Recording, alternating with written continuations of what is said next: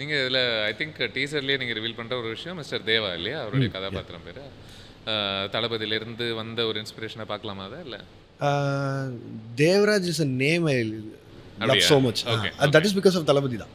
அதனால தான் ஓகே. அதில் வந்து அந்த தேவராஜுங்கிற கேரக்டர் ஏன் எனக்கு ரொம்ப பிடிச்சிருந்தா, அது ரஜினி சார் வாயால் கேட்பார்ல, நீங்கள் தளபதி படத்தில் அவர் தேவராஜ் அப்படின்னு கூப்பிடுவார்ல, அந்த சவுண்டிங் வந்து எனக்கு ரொம்ப பிடிக்கும். அதனால் அந்த பேரை ஏதோ ஒரு படத்தில் யூஸ் பண்ணணும்னு நினச்சிட்டு இருந்தால் அது அவருக்கே யூஸ் பண்ணுற மாதிரி ஆயிடுச்சு. அண்ட் அவருடைய ஒரு பீக் இல்லை, இன்னும் ஓடிட்டுருக்கு.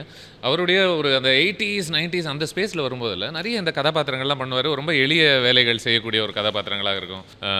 மன்னனில் மெக்கானிக்காக இருக்கட்டும், பாஷா ஆட்டோக்காரன், பால்காரன், எல்லாமே நமக்கு ஞாபகம் இருக்குது. இந்த எனக்கு சட்டன் கூலின்னு யோசிச்ச உடனே மை ஃபர்ஸ்ட் தாட், எனக்கு இதுலேருந்து நான் என்ன கேட்குறேன்னு எனக்கு தெரியல, பட் எனக்கு என்னோட first association was that. I was like, oh ஆமாம் இல்லை, இப்படி ஒரு பீரியட் இருந்துச்சுல்ல where he would do cab taxi driver. And அதனால தான் நம்ம வந்து எப்போவுமே ரஜினி சார் ஒரு விஷயம் பண்ணும்போது அது நம்மளை மீறி நம்மளுக்கே ஒரு கனெக்ட் ஆகிற மாதிரி ஆகிடும். இன்ஃபேக்ட் எனக்கு தெரிஞ்சு நான் தேட்டரில் ஃபஸ்ட்டு ஒரு படத்துக்கு அழுதது அப்படின்னா முத்துல அவரை வீட்டு விட்டு வெளியே துரத்துவாங்களா, அதுதான் நினைக்கிறேன்.